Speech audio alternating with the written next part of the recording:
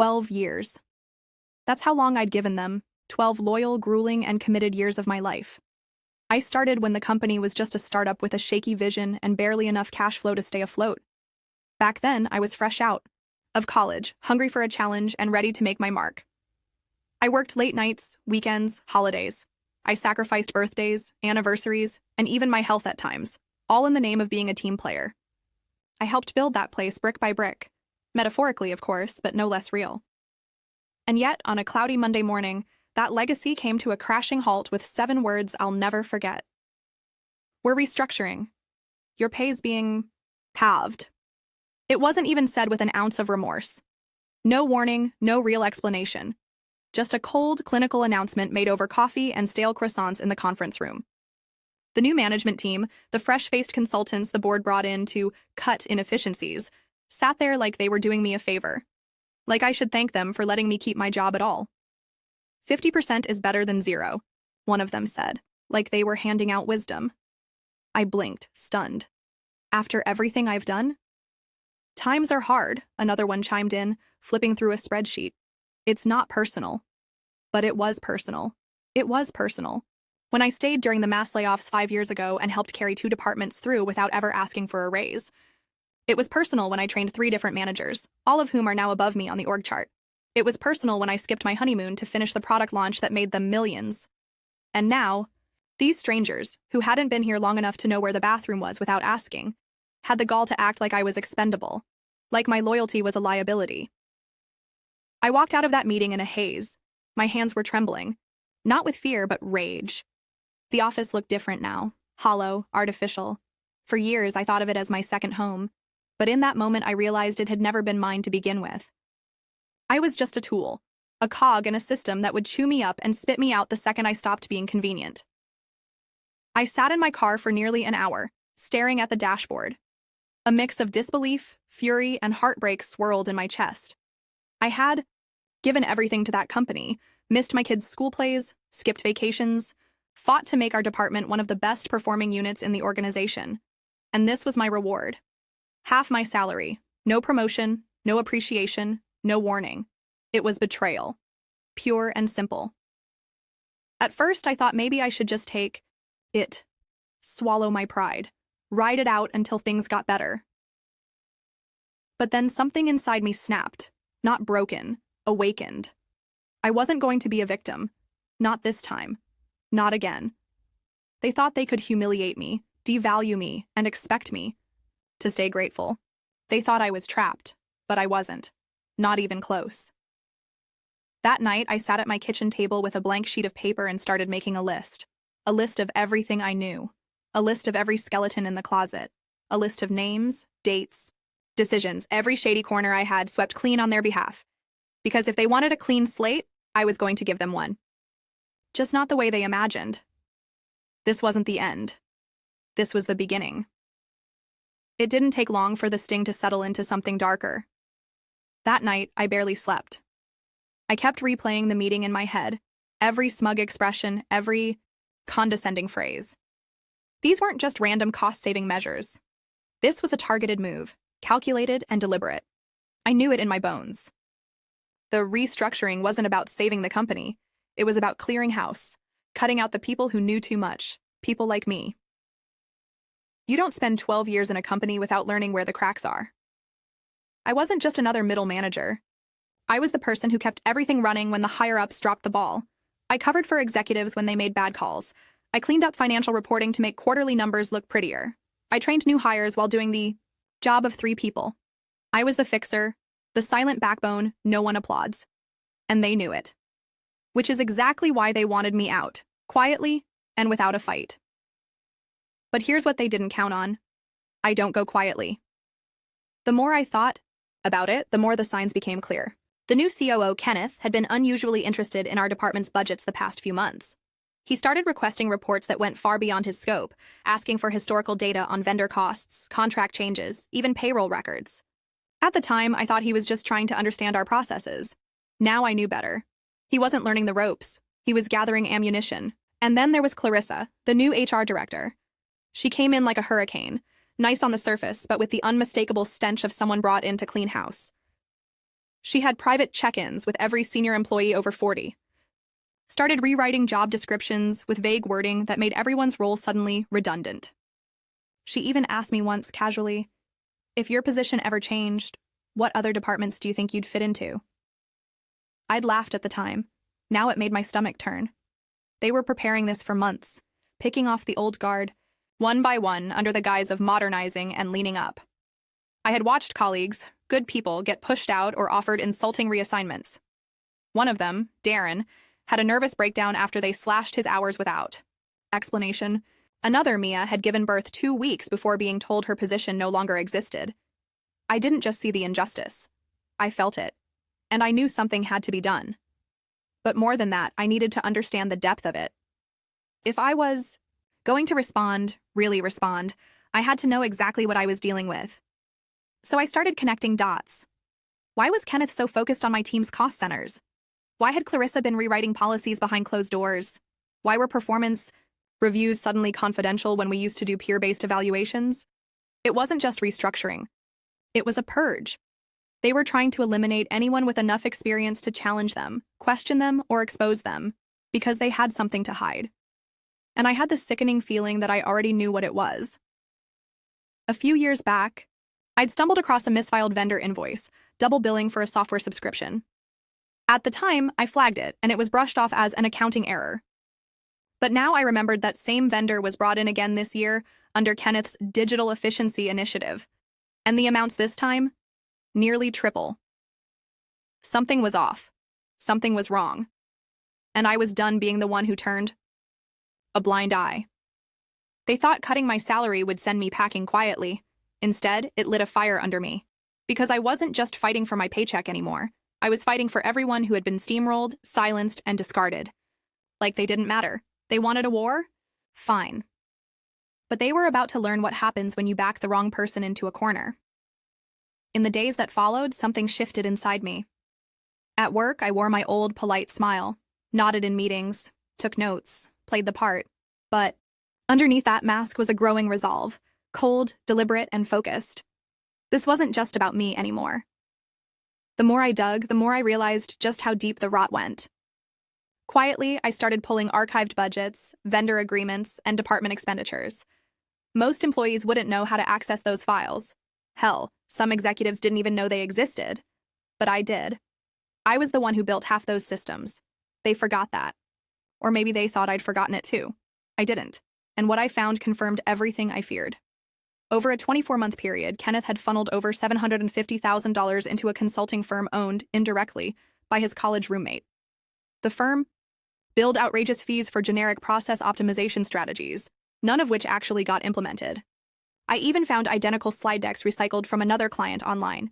It was a shell, a fraud. But it didn't stop there. Clarissa, the HR director, had pushed through revisions to our severance policies, quietly, discreetly. Suddenly, long-tenured employees weren't eligible for the generous 12-month severance plan anymore. It had been reduced to 4 weeks, with a clause that if you voluntarily resign, you get nothing. That's why they wanted me to accept the 50% cut and walk out on my own. If I quit, they owed me nothing. No severance, no benefits, no unemployment claim, just a pat on the back and a door to the face. And it didn't just affect me. I found a document buried in a shared folder, a draft transition plan for the next 6 months. Dozens of names on a list. Color-coded. Red. High cost, low, future value. Blue. Willing to accept pay cut or move laterally. Green. Younger staff, potential to retain long-term. Next to my name, a bright red highlight. Legacy, expensive, replaceable. It wasn't just betrayal. It was a deliberate strategy to replace experienced workers with cheaper, younger labor while bleeding the company through backdoor contracts and fake consultants. They were gutting the place from the inside out, and no one knew. I stared at that list for what felt like hours. My stomach twisted with nausea and rage. We were people, not costs. We had built this place through recessions, layoffs, mergers, acquisitions. We were the reason the lights stayed on, and they were writing us off like office furniture that had outlived its usefulness. It felt personal because it was personal. That red highlight next to my name, that was the moment I knew I couldn't stay silent. I had a mortgage. kids, a life I'd worked my ass off to build. But this wasn't just about protecting myself anymore. If I let them get away with this, if I walked away and let it happen, how long before they came for the next person? The next legacy employee with too much integrity and not enough political protection? I wasn't going to be part of their cover-up. I was going to be their reckoning. Because I had the files. I had the paper trail. I had years of emails and backup records they forgot to delete. And if I played this right, I could bring the whole damn house of cards crashing down around them. They thought I was just one person. Powerless, easy to silence. They were wrong. I wasn't just holding receipts. I was holding a match. And I was about to light it. Once I realized what they were doing, how calculated and predatory their plan really was, I knew I couldn't just walk away with a severance check or nurse my wounds in silence. That would make me just another name on that spreadsheet. Another acceptable loss. But I wasn't going to be a loss. I was going to be the problem they never saw coming. The first thing I did was copy everything, and I mean everything. I took backups of contracts, audit trails, internal memos, and vendor logs. All of it got saved onto a secure external drive I kept in a locked drawer at home. Most people think IT protects you from outside threats. What they don't realize is that the real threats often sit right in the boardroom. I also knew I couldn't act alone. Not if I wanted real consequences. So I reached out to the last person they expected me to contact, Darren.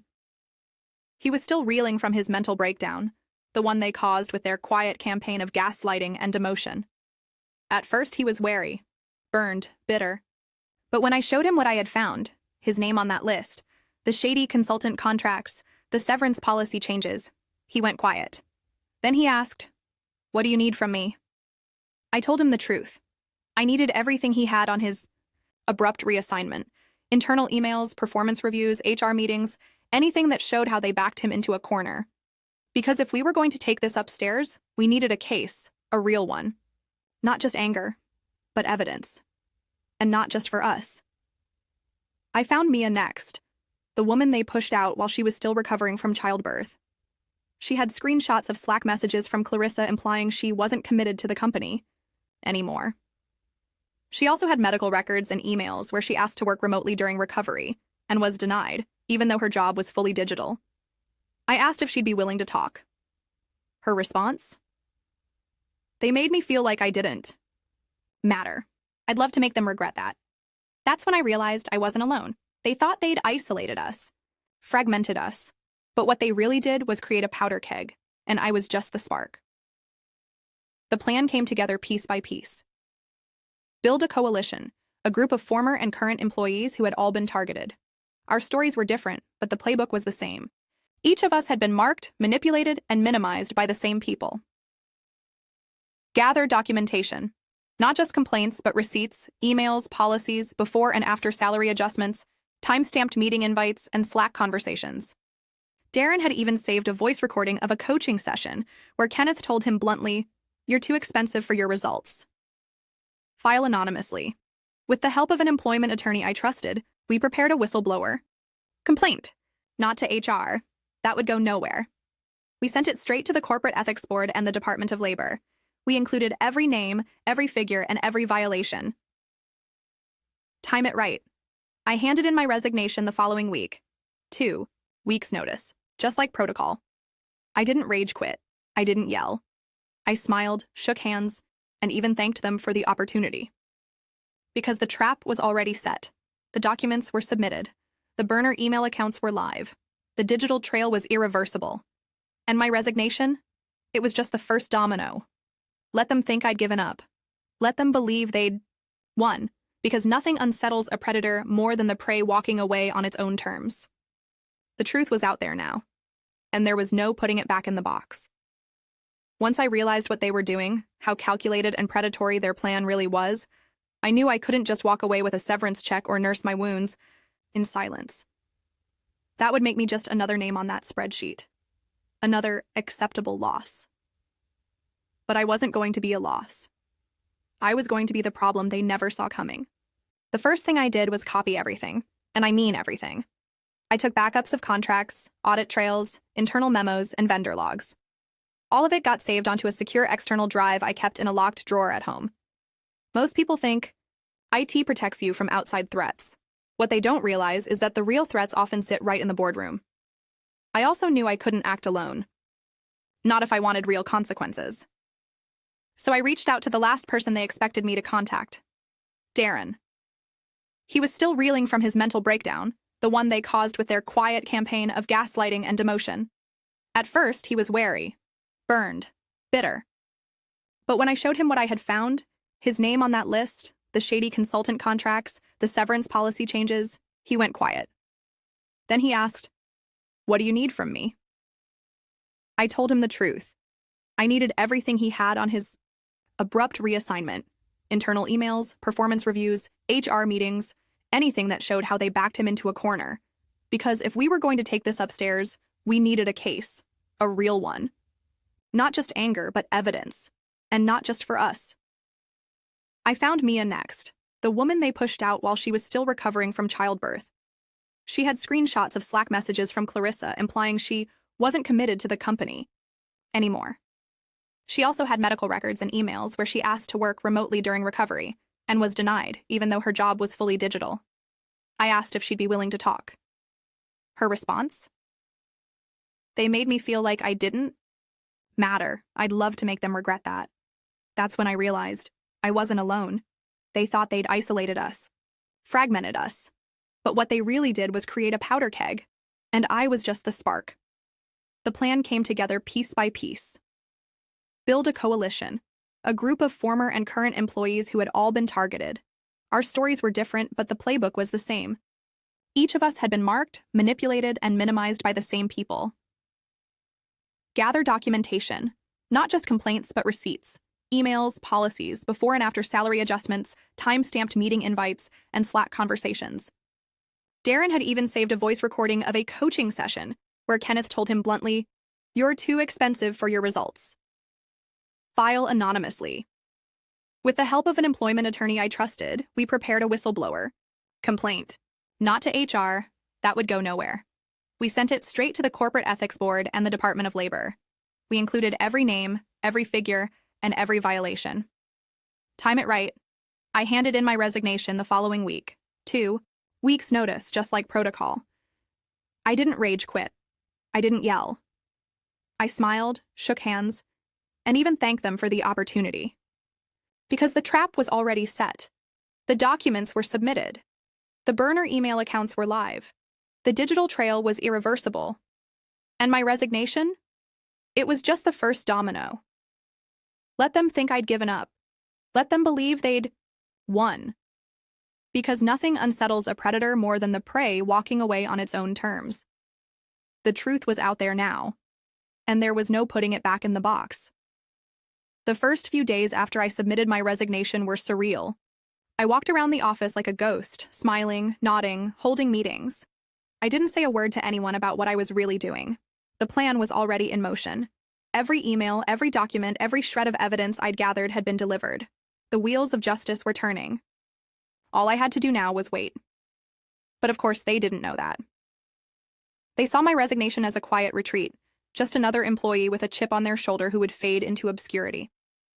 They didn't understand the game I was playing, nor the fire they had lit under me.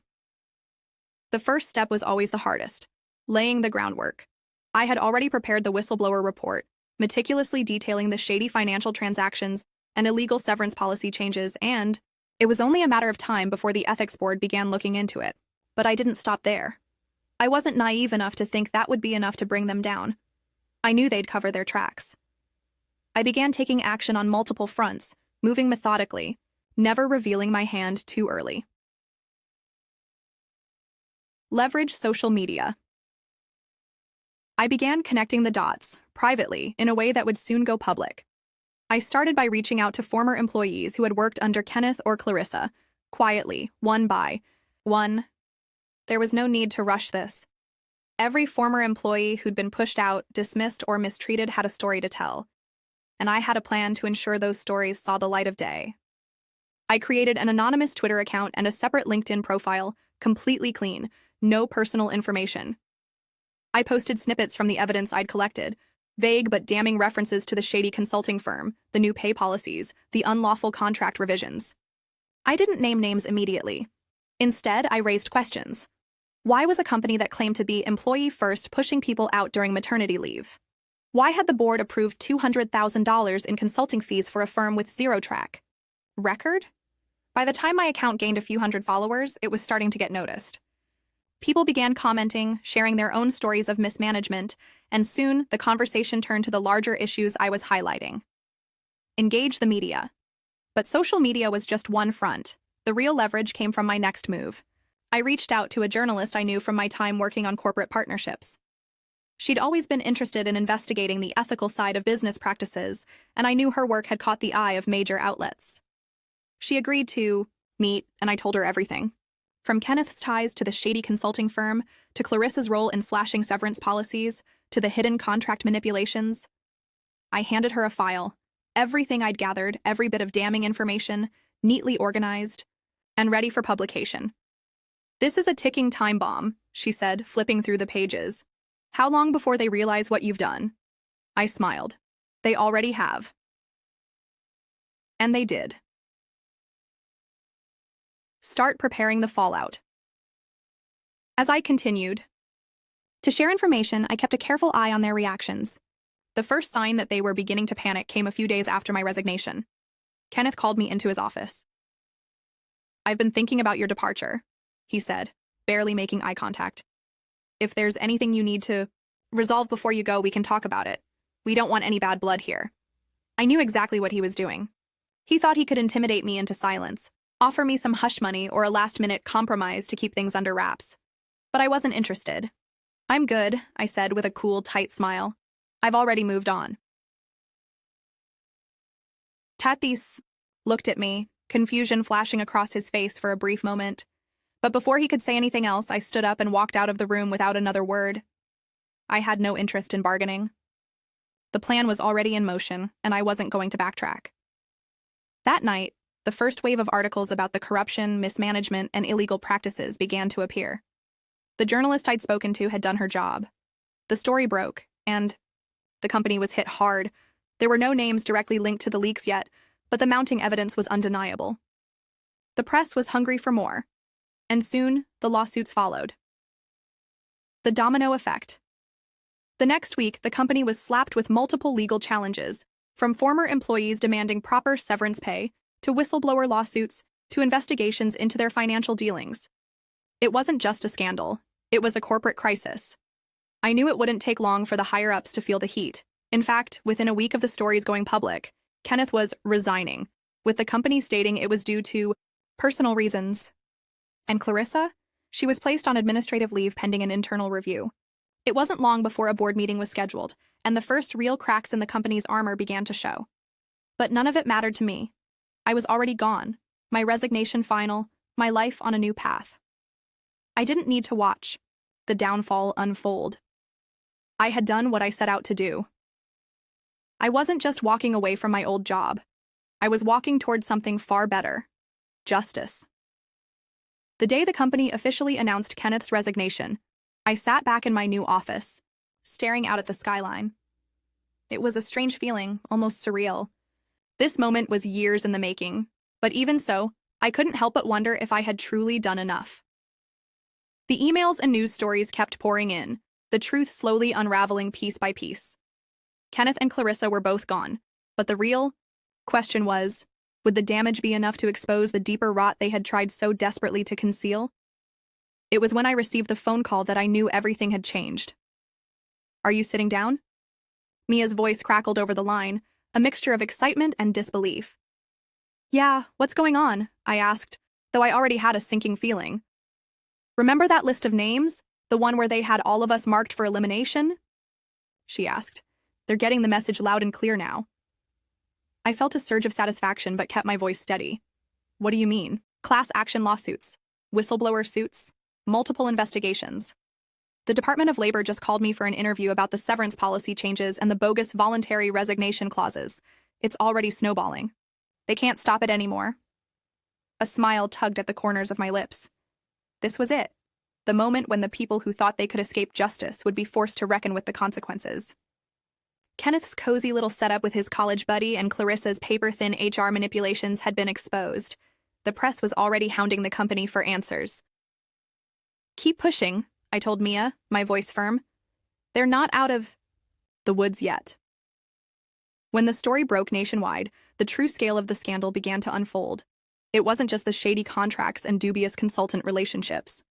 The real headline was the systematic predatory layoffs of loyal, long-term employees to make room for cheaper, younger labor. People who dedicated their entire careers to the company were now scrambling to rebuild their lives after being discarded by the very people they had helped elevate. It wasn't just a corporate misstep, it was exploitation on a grand scale. And as I watched the chaos unfold, I couldn't help but feel a rush of vindication. Everything they had taken for granted, their power, their secrecy, had been shattered by the very thing they thought they could control, their employees. The board was forced into damage control, making public apologies, launching an independent investigation, and promising to review every termination and reassignment made over the past 2 years. A new CEO was appointed, a familiar face, one of the few who had always fought for fairness within the company. I'd known him well during my years there, and I had no doubt he would do everything in his power to clean up the mess Kenneth and Clarissa had left behind. But the most satisfying part? The legal ramifications. Multiple lawsuits had been filed, and employees who'd been wronged were finally receiving the severance and compensation they deserved. Kenneth, in particular, faced charges for fraudulent billing and conflict of interest. He was eventually blacklisted from holding any significant position in corporate America. Clarissa, too, faced professional disgrace. Her career in HR effectively ended. And then, there was the final moment of reckoning. It was an unexpected call. I was home sipping my coffee, enjoying the quiet of my new life when the number flashed on my phone. It was Kenneth. I hesitated. I had no intention of taking his call, but something inside me said, "Take it." I picked up the phone. "Yes?" "Listen, I want to apologize," Kenneth said, his voice strained, as if the words were physically painful to utter. "I should have never made it personal." I let the silence hang for a long moment, savoring it. "Personal?" I finally said. "You've made everyone's life personal, Kenneth, for years. You've been using people as pawns, but you were so blind to the bigger picture that you didn't see how many of us were standing right behind you. You thought you could tear down the people who built this company and get away with it, but you didn't. You got caught." He was silent for a long while, the guilt weighing heavy in the air. "I didn't think it would end like this," he finally muttered. "No," I said, my voice sharp. "You didn't think at all." There was a long pause before he finally spoke again. "What now?" "What now?" I echoed. "Now, you pay for what you've done. The company pays. And the people you trampled over finally get the justice they deserve. That's what happens." And just like that, I hung up. I didn't need to hear any more apologies. I didn't need to know how he was going to rebuild his life. Because the truth was, I had already rebuilt mine. On my terms. Looking back, I realized something. This wasn't just about revenge. It wasn't even about justice, though that had played a huge role in motivating me. It was about reclaiming my dignity. It was about standing up against the system that had underestimated me, that had pushed me down for so long, thinking I'd take it quietly. They didn't realize that when you strip someone of everything, when you push them to the edge, they don't break. They rise. And when the dust settled, I was still standing, stronger than ever.